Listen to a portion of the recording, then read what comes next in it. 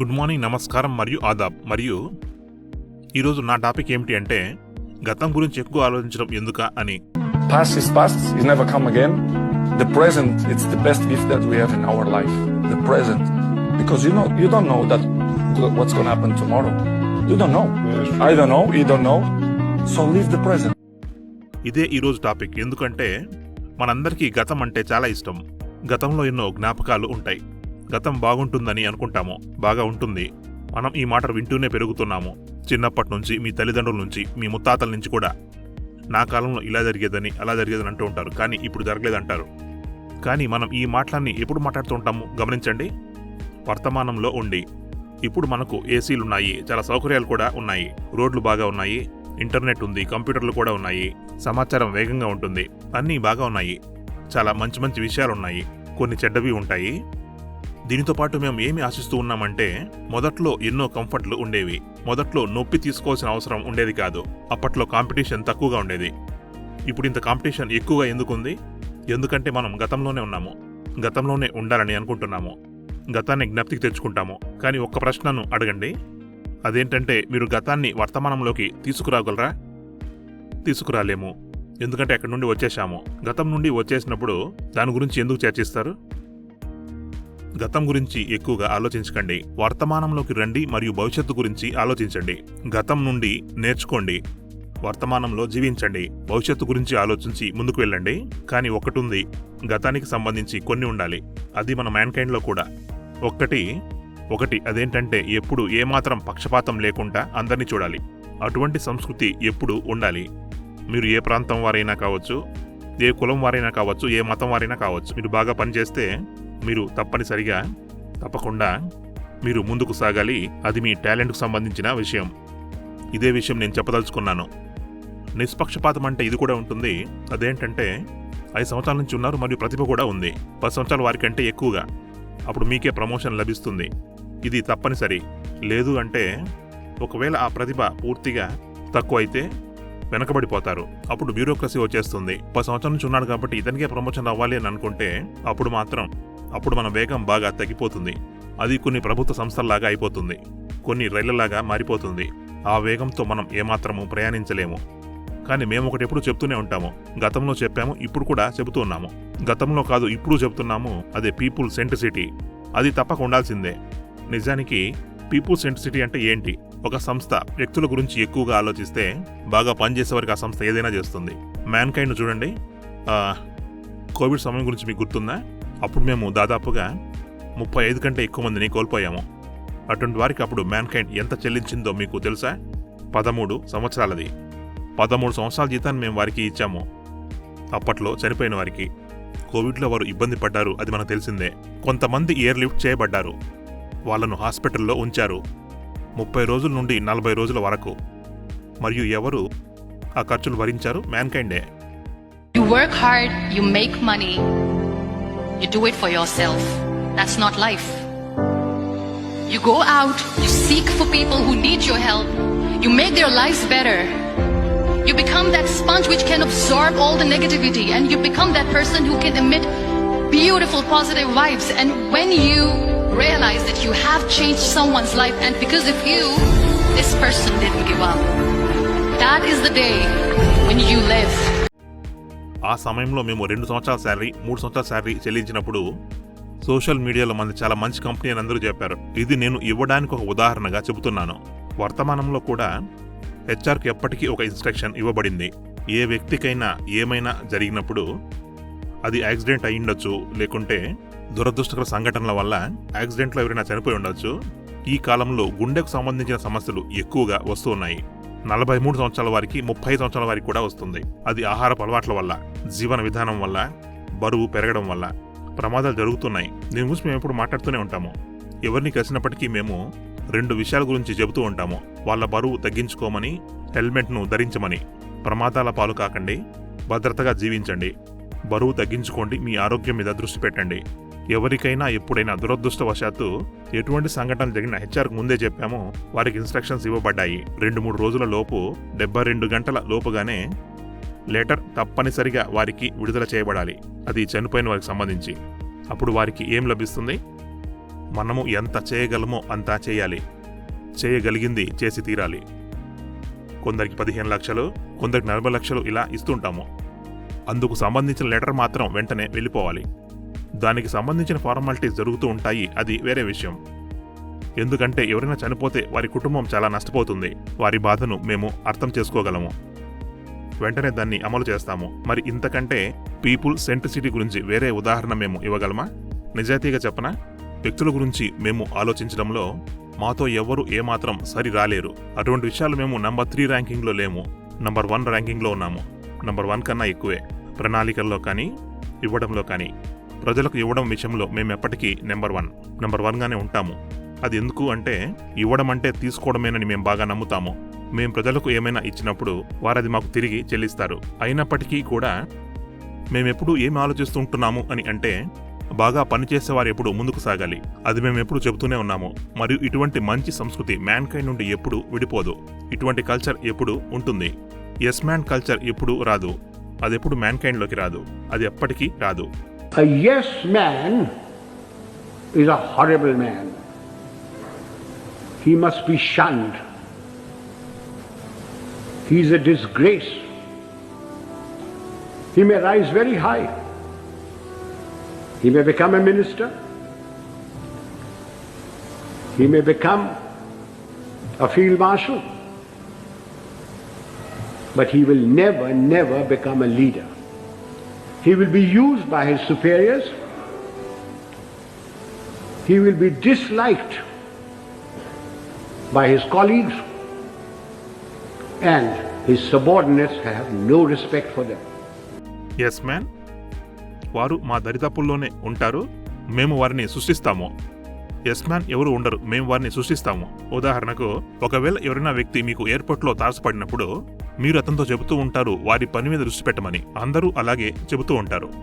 అంటే ఎస్ మ్యాన్ని మీరు సృష్టిస్తున్నారు. ఒకవేళ ఎవరైనా వ్యక్తి మీ లగేజీని పూర్తిగా మోసినప్పుడు వారికి లగేజీ మోయమని మీరు చెబుతారు.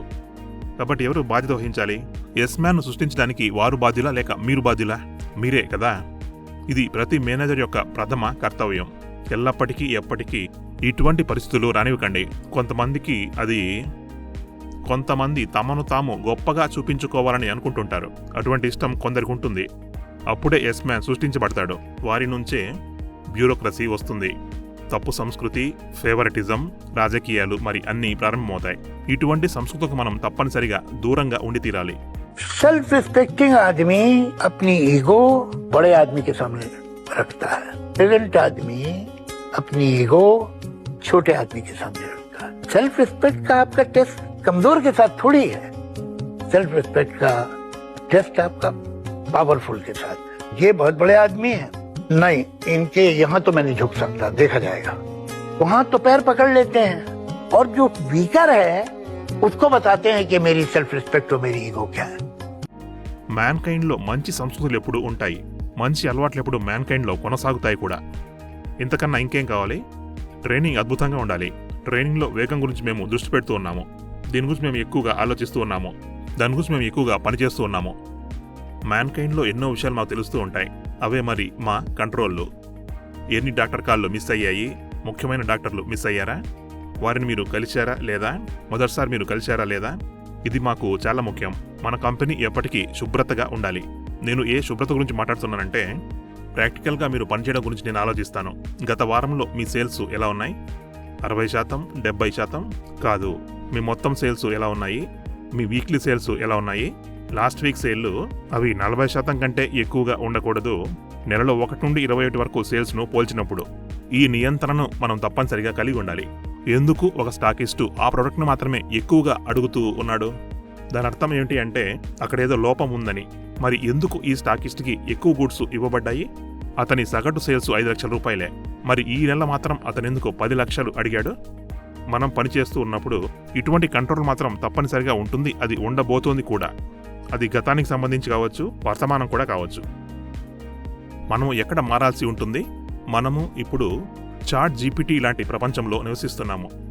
ఈ ప్రపంచంలో గూగుల్తో సహా ఎన్నో మార్పులు చోటు చేసుకున్నాయి.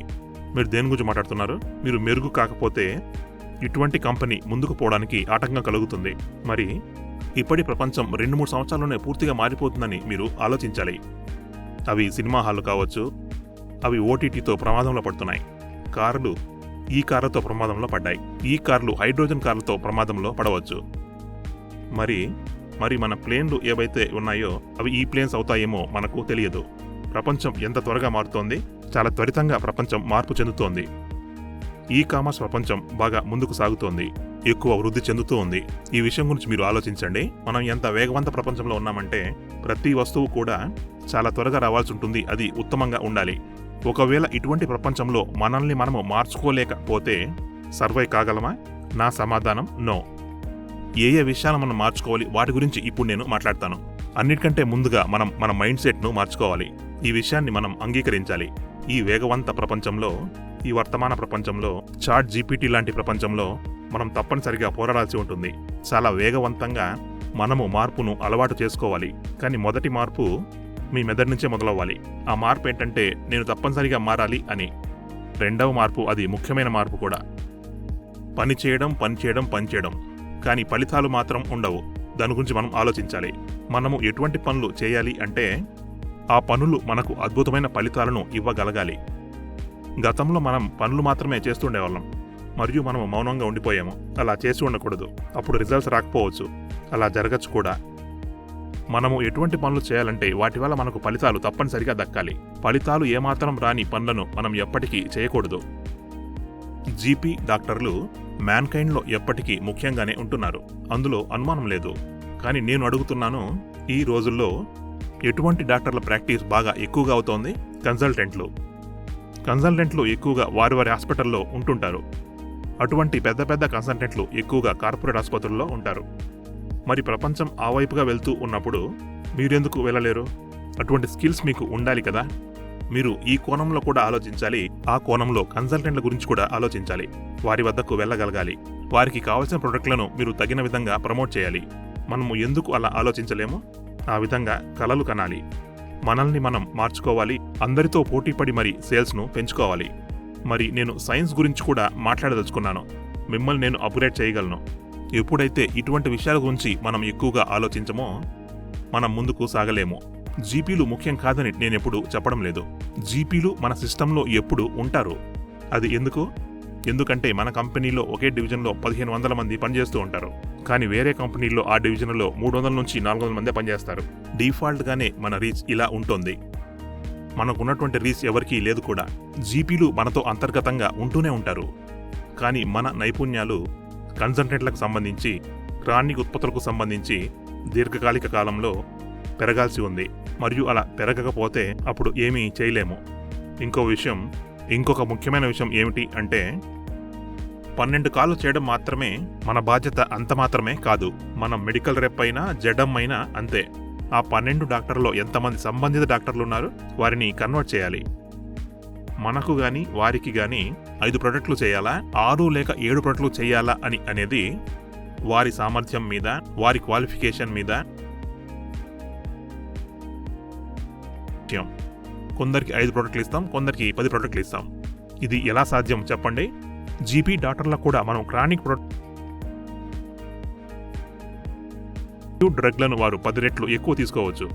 కాబట్టి మీరు అక్యూట్ గురించి చెప్పండి, క్రానిక్ గురించి చెప్పండి. సరేనా? మరి ఇది ప్రాక్టికల్గా ఎలా సాధ్యం చెప్పండి? మనలో ఉన్న అన్ని రిసోర్సులు ఏ డాక్టర్ దగ్గర అయితే క్రానిక్వి తీసుకోబడుతున్నాయో అక్కడ అక్యూట్వి ఎక్కువగా తీసుకోబడవచ్చు. ఈ మైండ్ సెట్ మనము మార్చుకోవాలి. ఇదంతా ఎందుకు జరుగుతుంది అంటే మనము ఎటువంటి సందర్భంలోనైనా డేటా లేకుండానే పనిచేస్తూ ఉన్నాము. అది గతానికి సంబంధించిన డేటా. మనము డేటాకు సంబంధించి ఎక్కువగా ఆలోచించగలగాలి. డేటాను తెలుసుకుని ఆ కోణంలో ఆలోచించాలి. డేటా లేకుండా మనం ఎటువంటి పని చేయలేము. డాక్టర్ల దగ్గర ఒక మేనేజర్గా మెడికల్ రెప్ల గురించి ఆలోచించాలి. ఒక ఆర్ఎంగా అందరి గురించి మీరు ఆలోచించగలగాలి. పని చేయాల్సి ఉంటుంది. ఒక జెడ్ఎంగా 3 నెలల్లో మీరు ఆలోచిస్తుంటారు. పని చేస్తూ మీరందరినీ 2 సార్లు మీటింగుల్లో కలుస్తారు. మనము డేటా గురించి ఖచ్చితంగా తెలుసుకోవాలి. అంతకన్నా ఏం చేయాలి? ఆ విధంగా మీరు ఆలోచిస్తే మీరు ఒక సామర్థ్యం గల మేనేజర్ తప్పనిసరిగా అవ్వగలరు. సరిగ్గా పనిచేయకపోవడం నుంచి బయటపడాలి అంటే తప్పనిసరిగా మనం డేటా గురించి, మీ గురించి బాగా తెలుసుకోవాలి. బాగా పనిచేయడానికి రాబోయే కాలంలో మేము మీకు అవసరమైన చాలా ట్రైనింగ్ను ఇవ్వబోతున్నాం. సూపర్ మ్యాన్కు అంతా ఉంటుంది.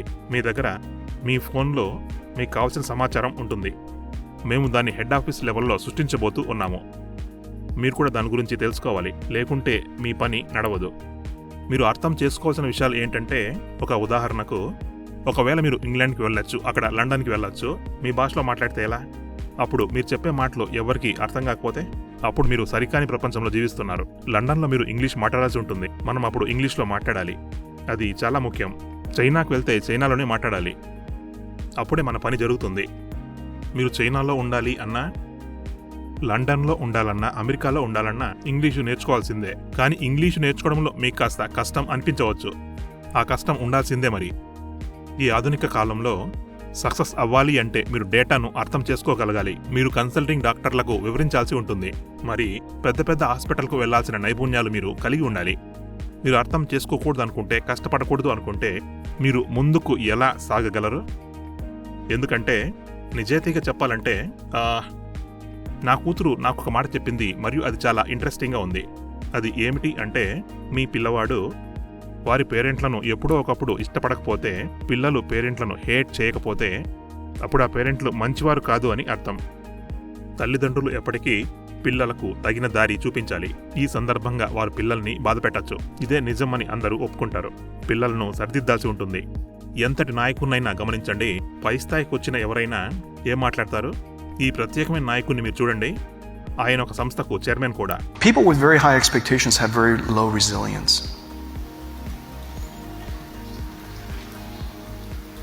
And unfortunately, resilience matters in success. I don't know how to teach it to you except for I hope suffering happens to you. And I was fortunate that I grew up with my parents providing a condition for us to be successful on the one hand, but there were plenty of opportunities for setbacks and suffering, and to this day I use the phrase pain and suffering inside our company with great glee. And the reason, and I mean that, boy, this is going to cause a lot of pain and suffering. And I mean that in a happy way, because you want to train, you want to refine the character of your company. You want greatness out of them. And greatness is not intelligence. Greatness comes from character, and character isn't formed out of smart people. It's formed out of people who suffered. And so if I could wish upon you, I don't know how to do it. For all of you Stanford students, I wish upon you ample doses of pain and suffering. ఈ భూమిలోనే చాలా పెద్ద company అది. అవును, మరి వారి GDP India కంటే ఎక్కువ, $4.2 trillion. ఆయన ఏమంటాడు? బాధలు ఉంటాయి, భగవంతుడు మీకు బాధలు ఇస్తాడు, మిమ్మల్ని కష్టాల్లో పడవేస్తాడు. ఎందుకంటే మీరు అప్పుడే అన్ని నేర్చుకొని ముందుకు సాగుతారు. కాబట్టి నేను మీకు బాధలు ఉండాలని, సమస్యలు ఉండాలని, చాలా అవరోధాలు ఉండాలని, అసంతృప్తులు ఉండాలని కోరుకుంటున్నాను. ఎందుకంటే అది మీకు గుణపాఠం అవుతుంది. అప్పుడు మీరు బాగా ఎదుగుతారు. ఆల్ ద బెస్ట్ మరియు గుడ్ లక్. మీకు గొప్ప కాలం రావాలి. Bye bye, see you, all the best.